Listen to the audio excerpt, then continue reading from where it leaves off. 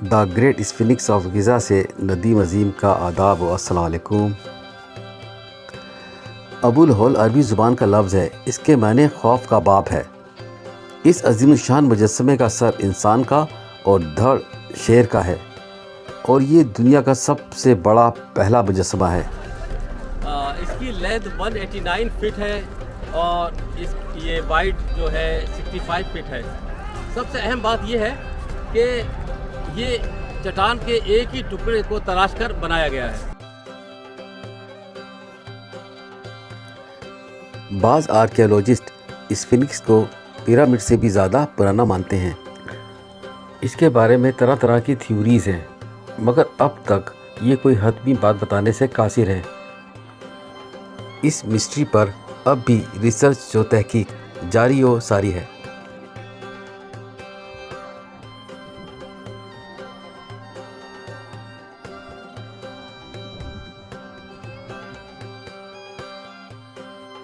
اس عظیم مجسمے کا دھڑ پہلے ریت میں دھسا ہوا تھا۔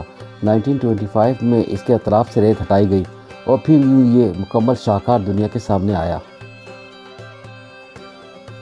ابو الہول کے سر کے اوپر ایک گول سرنگ ہے اور کان کے پاس سے بھی اندر جانے کا راستہ ہے۔ اس کے اندر چیمبرز اور سرنگوں کا جال بچھا ہوا ہے جو چاروں اطراف میں دور دور تک جا رہا ہے۔ ایجپشن گورنمنٹ نے تاحال سرنگیں ٹنلز بند کی ہوئی ہیں۔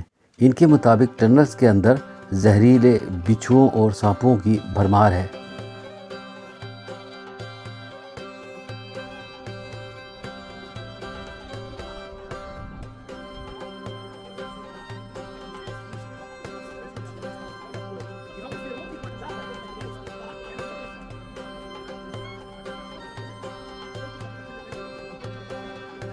کبھی یہ great wonder of the world pyramid اور اسفنکس گرینش ہرے بھرے نخلستان ہوا کرتے تھے، کیونکہ یہاں سے دریا نیل بہتا تھا۔ اس مقدس دنیا کے طویل ترین دریا کا ذکر قرآن شریف میں بھی کئی بار آیا ہے۔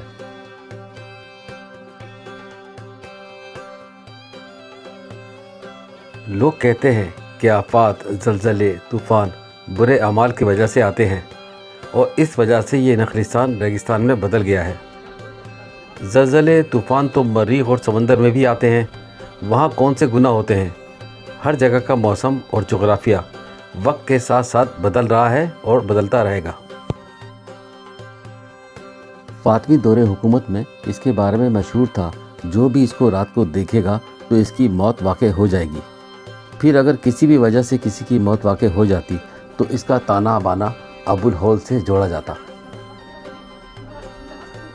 اور شاید اسی وجہ سے خلیفہ ہارون الرشید کے جنگجو بیٹے عبداللہ مامون نے اس عظیم الشان مجسمے کی ناک اور داڑھی توڑوا دی کہ لوگوں کا خوف ختم ہو۔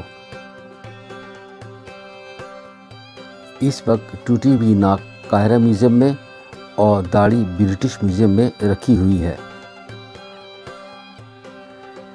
کہتے ہیں عبداللہ مامون کو اس واقعے کے بعد نیند نہیں آتی تھی، اور اسی بیماری کے باعث ان کا انتقال ہوا۔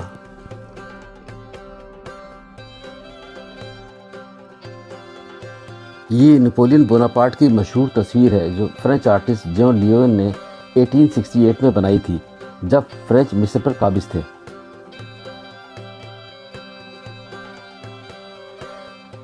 آج ابو الہول جو کل تک مصر والوں کے لیے خوف کا باپ تھا، اب ان کے لیے رحمت اور نعمت بن گیا ہے، کیونکہ اس شاہکار کو دیکھنے دنیا بھر سے ہزاروں ٹورسٹ روزانہ آتے ہیں۔